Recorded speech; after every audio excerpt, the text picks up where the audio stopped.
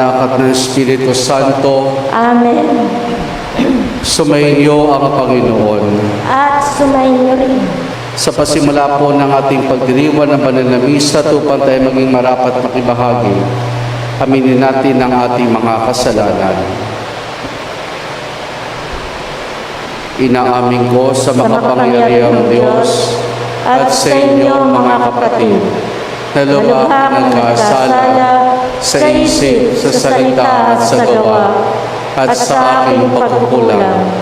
Kaya sinasamo ko sa mahal na Birhen Maria, sa lahat ng mga anghel at mga banal, at sa inyo mga kapatid na ako'y panalangin sa Panginoong ating Diyos. Kaawaan tayo ng makapangyarihang Diyos, patawarin tayo sa ating mga kasalanan, at patnubayan tayo hanggang sa buhay na walang hanggan. Amen. Panginoon, kaawaan mo kami. Panginoon, kaawaan mo kami. Kristo, kaawaan mo kami. Kristo, kaawaan mo kami. Panginoon, kaawaan mo kami. Panginoon, kaawaan mo kami. Manalangin tayo. Ama naming makapangyarihan, tanang pinakamabuti yung tinataglay. Gawin mong sa aming kaloob ay manuot ang pag-ibig sa nangalang dakil at bantog, upang sa pagunlad ng aming pagsunod sa pananampalatayang iyong pinagaloob, kapagyaman mong kabutihan, iyong inihandog, at ang iyong pinagyaman ay mapanatili mong lubos sa iyong pagsubaybay sa aming pagkuko sa pamamagitan ni Jesus, kasama ng Espiritu Santo, magpa sa walang hanggan. Amen.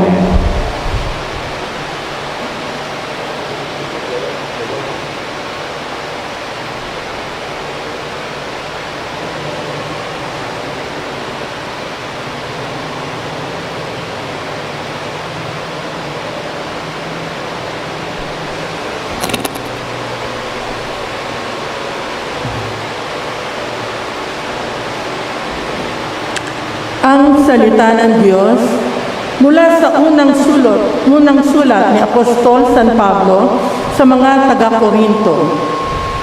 Mga kapatid, kami mga lingkod ni Kristo at katiwala na mga hiwaga ng Diyos.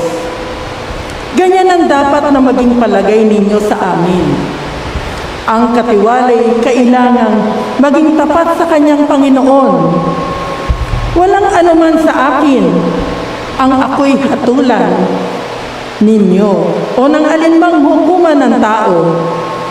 Ni ako may di humahatol sa aking sarili. Walang bumabagabag sa aking budhi. Ngunit, hindi nangangahulugang ako'y walang kasalanan. Ang Panginoon ang humahatol sa akin. Kaya huwag kayong humatol nang wala sa panahon. Maghintay tayo sa pagdating ng Panginoon. Ilalantad niya ang mga bagay na ngayon natatago sa kadiliman at ipahayag ang mga lihim na pangarin ng bawat isa. Sa panahong iyon, bawat isa'y tatanggap ng papuring na uukol sa Kanya mula sa Diyos. Ang salita ng Diyos. Salamat sa Diyos. Nasa Diyos ang kaligtasan ng mga matuwid na banal. Nasa Diyos ang kaligtasan ng mga matuwid at banal. Umasa ka sa Diyos, ang mabuti gawin at mananahan kang kaligtas sa lupain. Sa Diyos mo hanapin ang kaligayahan at ang pangarap mo'y iyong makakamtan. Nasa Diyos ang kaligtasan ng mga matuwid at banal. Ang iyong sarili sa Diyos mo ilagak. Pag nagtiwala kay tutulungang ganap, ang kabutihan mo ay magliliwanag katulad ng araw kung tanghaling tapat. Nasa Diyos ang kaligtasan ng mga matuwid at banal. Ang mabuti gawin, masamay itakwil, at manahan kang lagi sa lupain, pagkat yaong bayang wasto ang gawain, ay mahal ng puon, hindi itatakwil. Sila'y iingatan, magpakailanman, ngunit ang masama ay ihihiwalay. Nasa Diyos ang kaligtasan ng mga matuwid at banal. Ililigtas ng Diyos ang mga matuwid. Iingatan sila pag naliligalig. Ililigtas sila at kanyang tutulungan. Laban sa masama, ipagsasanggalang, sapagkat sa poon nangungubling tunay. Nasa Diyos ang kaligtasan ng mga matuwid at banal.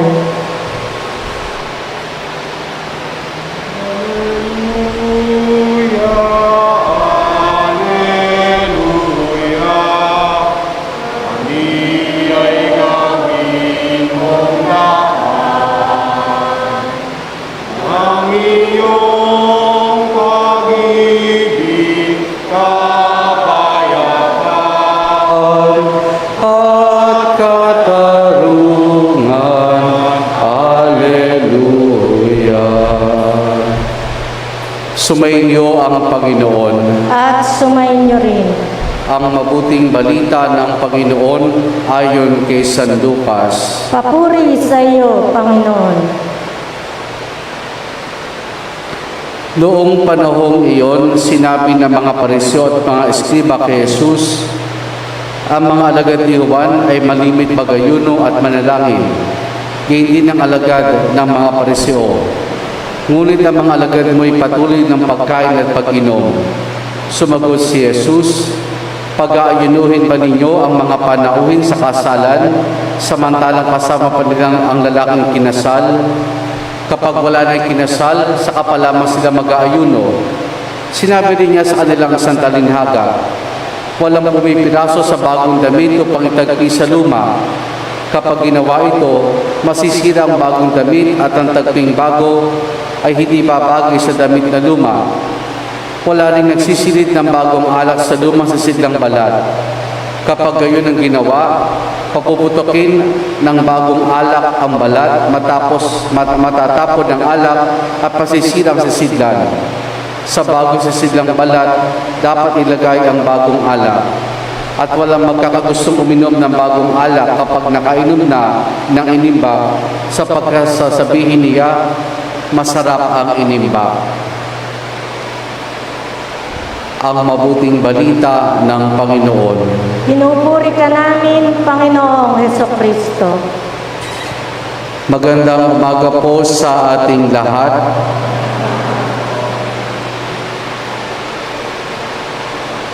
May mga kasabihan ng mga tao na halimbawa, once a thief will always be a thief. Ang isang magnanakaw daw ay mananatiling magnanakaw. Parang ang isang chismosa, kailanman ay magiging chismosa lamang iyan. Pero sa ating mga Kristiyano, bagamat marami sa atin ay Kristiyano, hindi tayo naniniwala sa ganyan. Bakit? Dahil alam natin, kaya nating magbago. Dahil alam natin, kaya nating magbago. At ito mga kapatid, ang siyang naisip ay wating at ipaalala sa atin ng ating Panginoon sa araw na ito. Tungkol sa talinhaga na wala nagtatagpi ng bagong damit, na wala nagtatagpi ng lumang damit, ng bagong damit, at hindi wala naglalagay ng bagong alak sa lumang sisidlang balat. Bakit? Kung ilalarawan natin ito sa ating Kristiyanong pamumuhay, ang bagong damit at ang bagong alak na tinutukoy dito, walang iba kundi ang ating Panginoon. At tayo yung bagong sisidlan, tayo yung bagong damit. Tayo yung bagong sisidlan, tayo yung bagong damit. Kung kaya tayo parati mga kapatid, binibigyan ng pagkakataon ng Diyos na bagamat alam niya na nagkakasala, natatalisod sa kamalian, sa pagkakamali, ay binibigay ng pagkakataon para makapagbago. Binibigyan tayo ng pagkakataon para makapagbago. At doon parati yung biyaya ng Diyos. Na doon parati yung grasya ng Diyos upang tulungan ang bawat isa sa atin. Tandaan natin mga kapatid, nung tayo ay bininyagan, namatay na yung luma nating pagkatao. At tinagap natin ang bago nating pagkatao, ang pagiging anak ng Diyos. Kaya doon pa lamang mga kapatid, sa simula pa lamang ng buhay natin bilang Kristiyano, tinanggap na natin ang buhay ng Diyos. Hinubad na natin yung luma nating pagkatao, nating pagkatao upang tanggapin si Jesus sa ating buhay. Pero alam naman natin mga kapatid na habang tayo nagtatagal, habang tayo lumalaki, nagkakaisip, bumabalik tayo sa dati. Nagkakasala, nagkakamali, pero bagamat ganun, binibigyan tayo ng pag-asa ng Diyos na makapagbago. Ang very crucial dito mga kapatid ay ito. Yung una, yung katotohanan na tayo binibigyan ng Diyos sa pagkakataon para makapagbago. Nandiyan yung biyaya niya, nandiyan yung pagtawag niya, nandiyan yung paniniwala niya sa atin, nandiyan yung pag-asang binibigyan niya sa atin. Pero ang very crucial dito ay yung sa atin at yung sa ating kapwa. Bakit? Kasi, halimbawa, nagkasala nga tayo, buong buhay natin, maaaring umikot ang buhay natin sa bisyo, sa pagkakamali, sa mga maling gawain.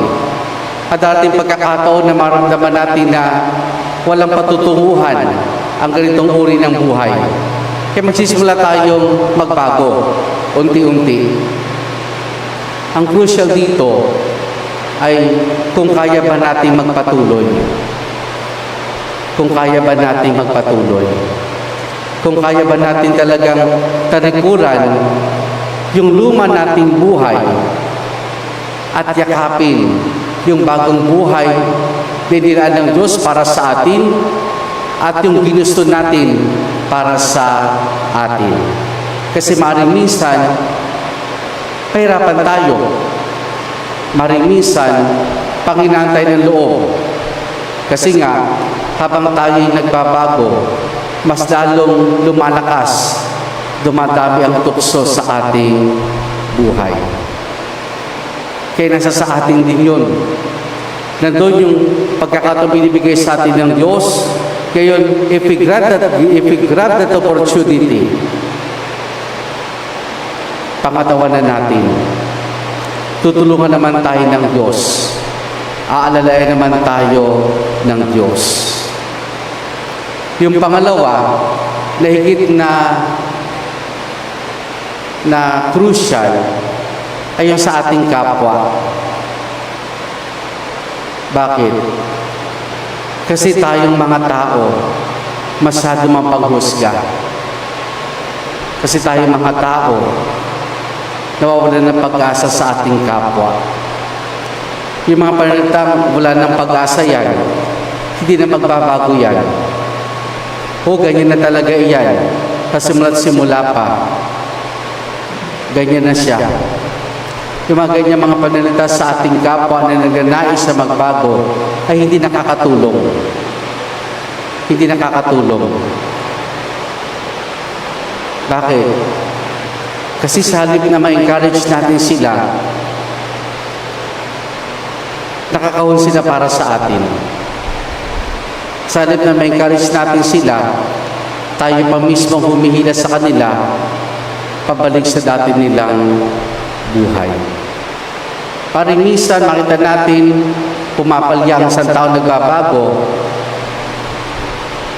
at kapag pumalya, sabihin natin, talagang wala ng pag-asa iyan. Wala ng pag-asa iyan.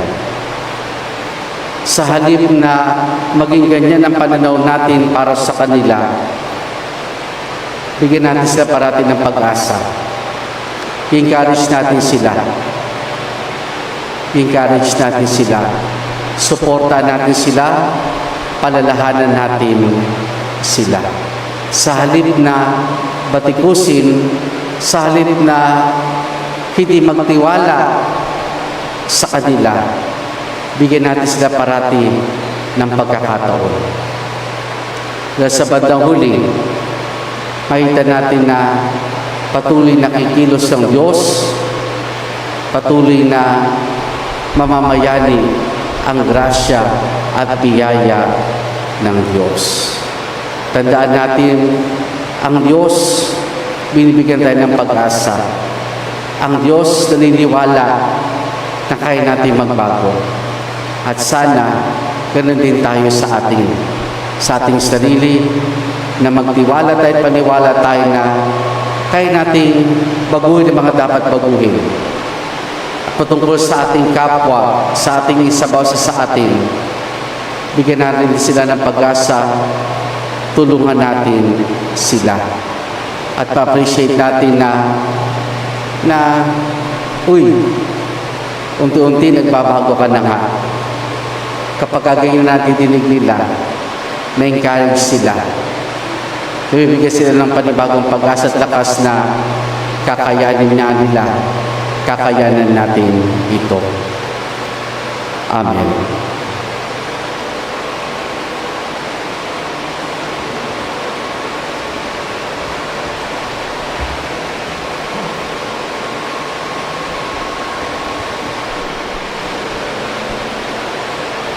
Manalangin tayo sa amang Diyos upang ilapit niya tayo sa kahalagahan ng Ebanghelyo para panabaguhin ang simbahan at ang daigdig. Ating itutugon, panibaguhin mo kami, O Panginoon. Panibaguhin mo kami, O Panginoon.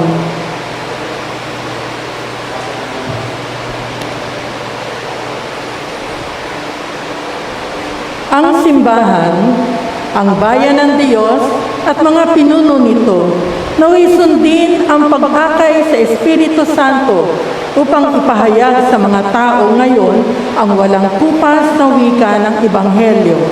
Manalangin tayo sa Panginoon. Panibaguhin mo kami, O Panginoon.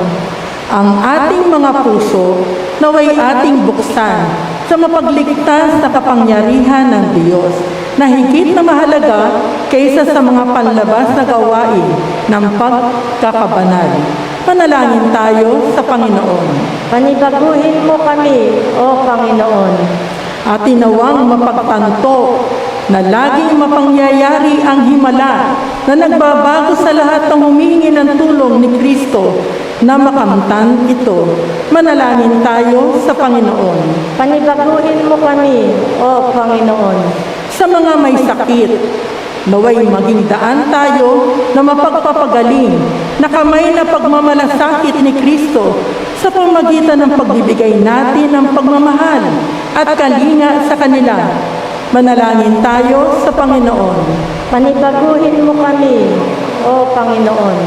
Ang mga yumao, naway makatagpo ng walang hanggang kapangyarihan sa piling ni Kristo. Manalangin tayo sa Panginoon. Panibaguhin mo kami, O Panginoon. Ating indulog sa Diyos, iba pa nating intensyon at panalangin. Ama namin nga sa langit, dinggin mo ang aming mga panalangin.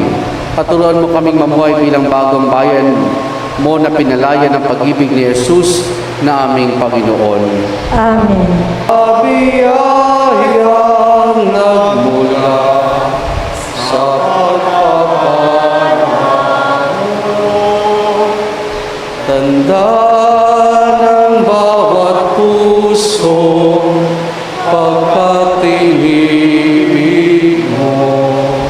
Ngayon'y nananalig, nagmamahal sa'yo.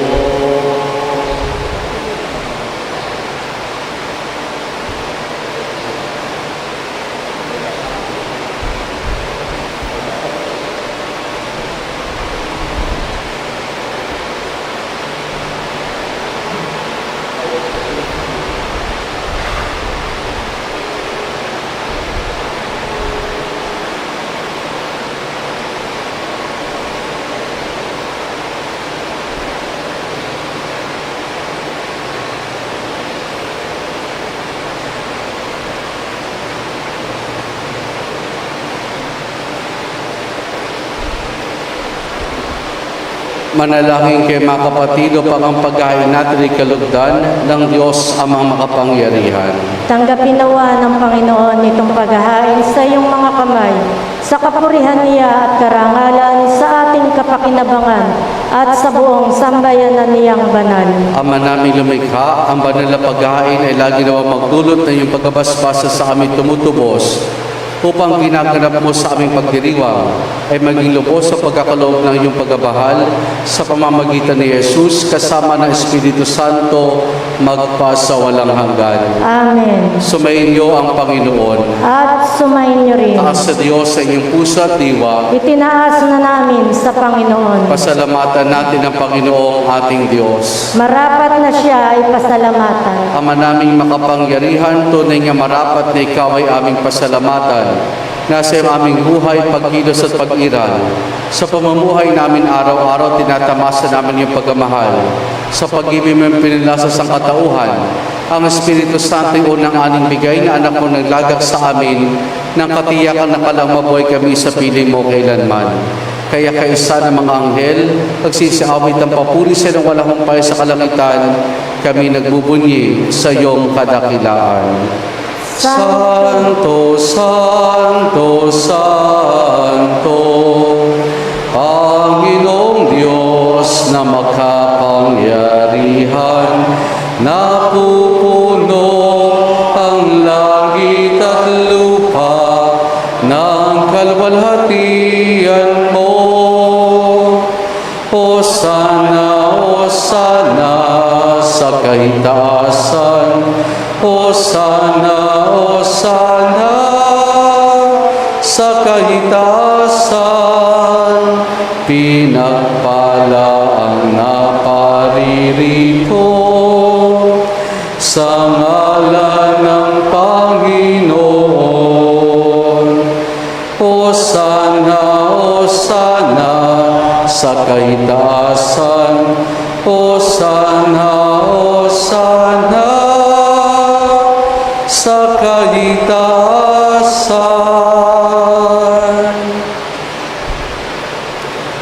Ama naming banal, ikaw ang bukal ng tanang kabanalan. Kaya sa pamamagitan ng Espiritu, gawin mong banal ang mga kaloob na ito upang para sa amin maging katawan at dugo ng aming Panginoong Jesucristo. Bago niya pinagtiis ang kusang loob na maging handog, hinawakan niya ang tinapay, pinasalamatan kaniya, pinaghati-hati na iyon. Iniabot sa kanya mga alagad at sinabi, tanggapin ninyo lahat ito at kanin itong aking katawan na ihahandog para sa inyo.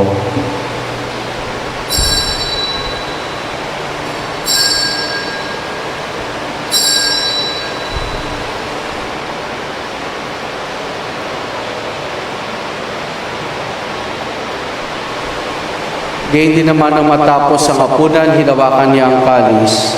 Muli kanyang pinasalamatan. Iniabot niyang kalis sa kanyang mga alagad at sinabi, tanggapin ninyo lahat ito, tinumin itong kalis ng aking dugo, ng bago't wala hanggang tipan. Ang aking dugo na ibubuhos para sa inyo, para sa lahat, sa kapagpapatawad ng mga kasalanan. Gawin ninyo ito sa pag-alaala sa akin.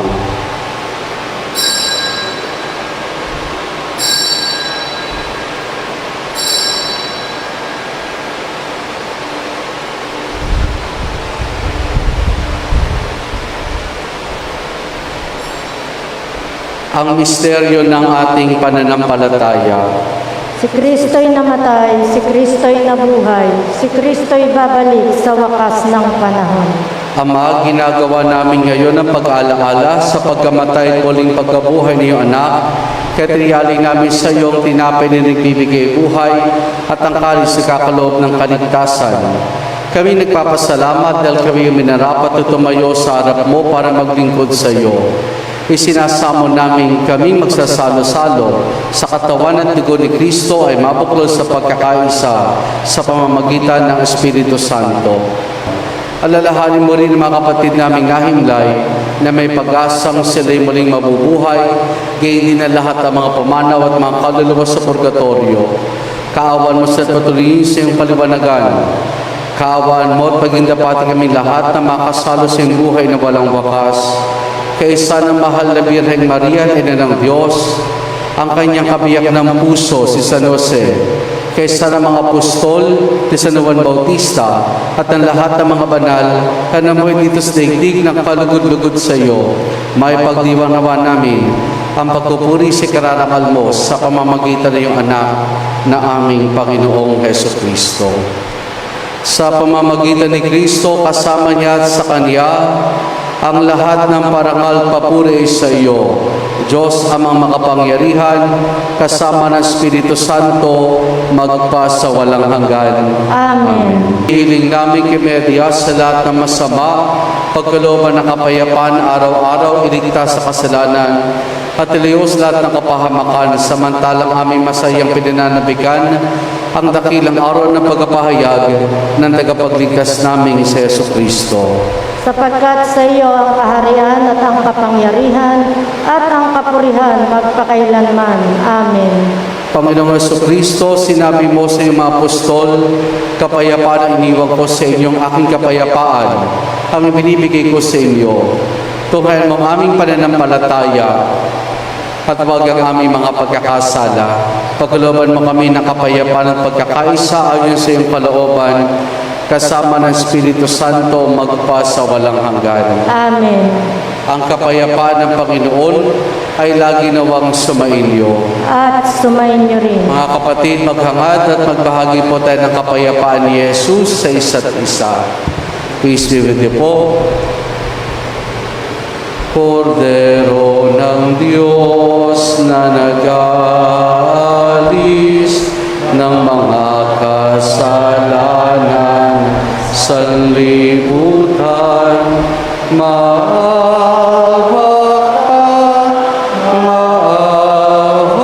ka sa amin.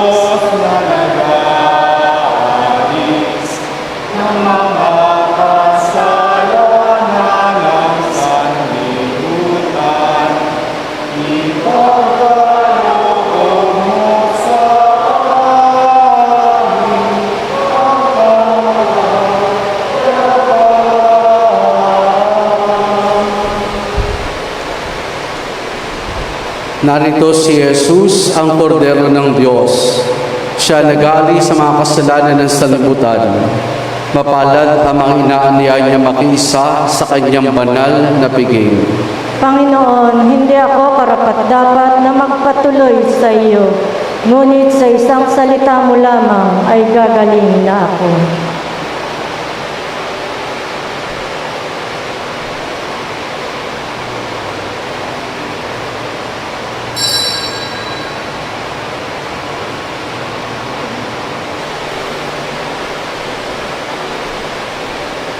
Kahangahangang dasapin ang pagkukupo sa amin, ito yung inilihim ng dito'y pakinabangin, tanang sa iyo gumigiliw. Manalangin tayo. Ama naming mapagmahal, kami nagsalo-salo sa pagkain mong bigay, humiling na lakas mo inilalaan upang kagandaang loob namin madagdagan sa paglilingkod namin sa iyong kadakilaan, nagpapaalam sa pag-ibig namin sa kapwa-tao sa pamamagitan ni Jesus kasama ng Espiritu Santo magpa sa walang hanggan. Amen.